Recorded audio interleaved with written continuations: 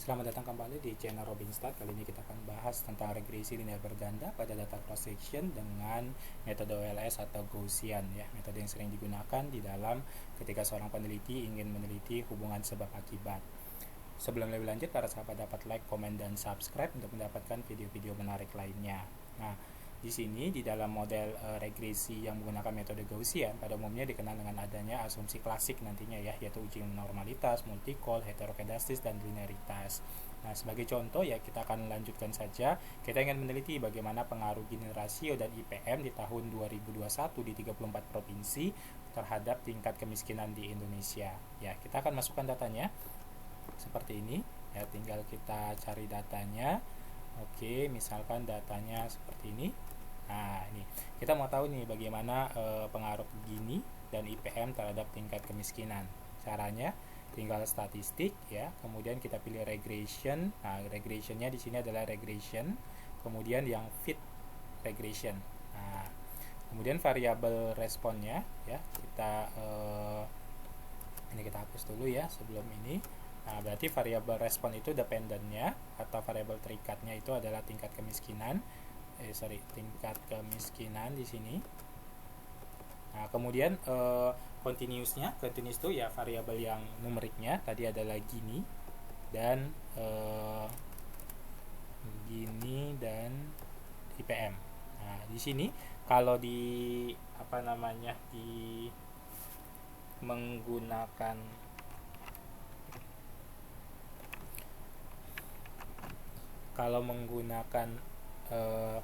Minitab, dia dipisah untuk kategorikalnya nanti kalau ada kategorikalnya ya.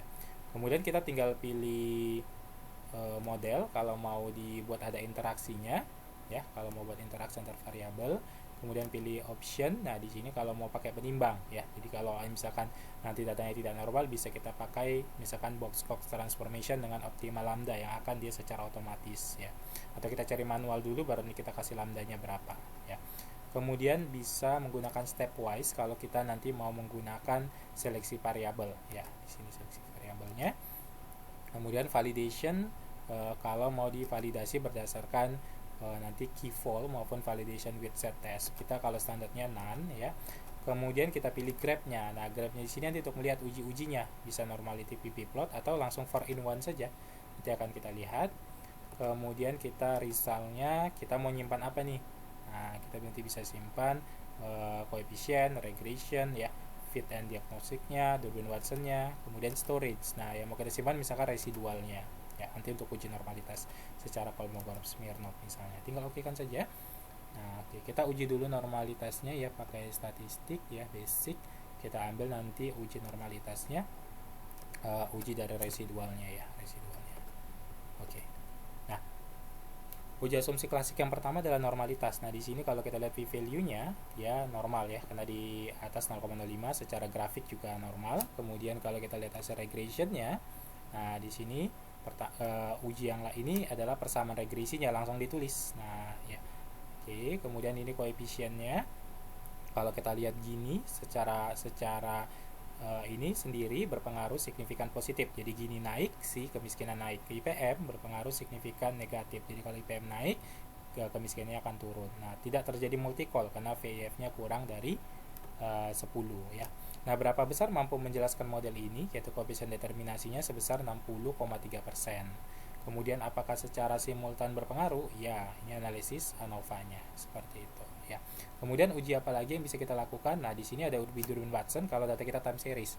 Biasanya patokannya 1,7 sampai 2,3. Nilai Durbin Watson-nya 1,8 terjadi, jadi tidak terjadi autokorelasi. Nah, ini sebenarnya ada namanya residual plotnya ini. Nah, ini bisa kita lihat di sini.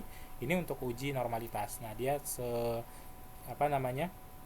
berada di sekitar Y sama dengan X, dia normal ya. Kemudian ini residual versus fit ya, ini untuk melihat uji hetero. Kita lihat di sini dia bersifat acak, berarti dia non hetero.